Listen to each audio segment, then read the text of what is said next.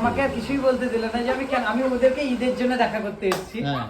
আজকে আমাদের পার্লারে কে এসেছে তোমাদের একবার দেখো, একবার মুখটা ঘোরাও। এই যে মনে হচ্ছে এটা সেই লালপরি, মুর্শিদাবাদের লালপরি। একটু মনে হচ্ছে না, পুরোপুরি চেঞ্জ।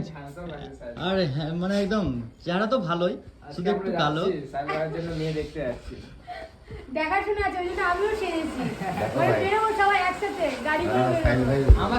আমাকে আর কিছুই বলতে দিল না যে আমি ওদেরকে ঈদের জন্য দেখা করতে এসেছি, আর কিছুই না। আর এরা বলে দিল যে আমার বিয়ের জন্য। না না, আমরা দেখাশোনা করতেই কিন্তু যাচ্ছি। তোমাদের লজ্জা করা উচিত। কেন? তোমার সামনে একটা ভাই আছে, এতদিন থেকে সিঙ্গেল, এতদিন পর্যন্ত কাউকে দেখলো না। তো আমাদের এলাকায় পড়বি ভবিষ্যতে। मेरा दिमाग से काला है इसलिए नहीं सही लड़की मिल रहा है हम लोगों को। अरे हम काला हो तो क्या हुआ, काला हो पर दिल वाला हूँ। दिल वाला तू नहीं है, तू दिमाग वाला है भाई। तू दिल से नहीं आता है, तू दिमाग से आता है, इसलिए कोई लड़की तेरे पास नहीं आता है। এই তুই মুর্শিদাবাদ ছিল বলে এই জায়গায় এসেছি। আরে খ্যাপা, আমি লালবাগ ছিল বলে এসেছি, জঙ্গিপুরে তো বিয়ে করবোই না। ওটা মুর্শিদাবাদের লালবাগটা। তোর উপদ্রবে। না না, সাইলটার বিয়ে দিতে হবে যে আবার কি। থ্যাংক ইউ, এত সুন্দর একটা দোয়া দিল। যাও, কেউ তো একটু ভেবেছে আমার জন্য। দেখে নিয়েছে আমাকে। আর এই যে যারা আমাদের পার্লার এখনো ভিজিট করোনি, তারা অবশ্যই তাড়াতাড়ি ভিজিট করো। তাদের যেখান থেকে হোক, জমিপুর থেকে হোক, রামপুরহাট, নলহাটি। আর আমাদের পার্লারে এসে ভিজিট করো, দেখো কেমন লাগছে। আর আমরা এখন তিনজনেই সারাদিন থাকছি, তাই তো? তো এটাই তো ভাগ্যর ভাই, এটা তো থাকতেই হবে। এটা শরীরের অঙ্গ ভাব, দেখবি তো মানে মানে কোনো রকম অযত্ন হবে না। আর উপরওয়ালা একদম, আছে একদম। বিশেষ করে এসছি আরো তোদের তিনজনকে দেখা করতে। থ্যাংক ইউ সো মাচ, এটা আমাদের সৌভাগ্য।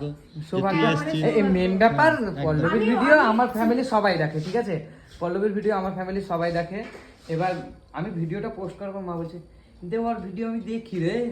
সত্যি? হ্যাঁ, যে ভালো কথা। যে ওদের এখানে গেছি না, হ্যাঁ আপনাকে নিয়ে আসবো। অবশ্যই নিয়ে ঠিক আসবেন আছে। আন্টিকে।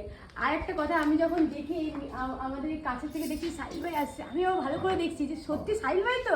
আবার দেখছি যে হ্যাঁ সত্যি সাহিল ভাই ছুটে ছুটে আসছে। আমি ভাবলাম হয়তো কোনো জায়গায় ঘুরতে এসে, তারপরে ভাবলাম যে না, এখানে মেনলি এখানে এসেছে, তার জন্য আরো বেশি হ্যাপি হয়ে গেছে। তুমি একটা জিনিস খেয়ে একদম পুরো ফিদা হয়ে যাবে, যেটা হচ্ছে ওর বোনের, মানে আমারও বোন হয়, মমিতা, ওর বোনের হাতের মানে মোমো যদি খাও সেটা একদম হোমমেড। হোমমেড বানায় ও। আমি খেয়ে সব এসেছি। কিছু হোমমেড বানায়। আমাকে ইনভাইট করেনি এখন, যদি না, করে invite অবশ্যই দেখো, যাবো। আমি একটা কথা বলছি।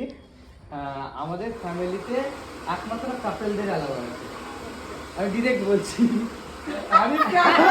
আরিফকে অ্যালাউ করেছিল কারণ ওকে আমার মা আমার একবার জিগরি ভাই হবে, তার জন্য।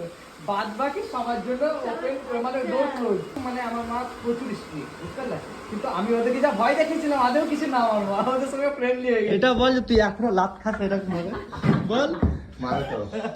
এখনো ঝাঁটার আমি বাড়ি প্রচুর ভয় দেখিয়ে রেখেছিলাম মায়ের ব্যাপারে। তো যাই হোক, মানে একদম মোমো খাইয়েছিল, আর কিছু কিছু খাবার সেরা একদম।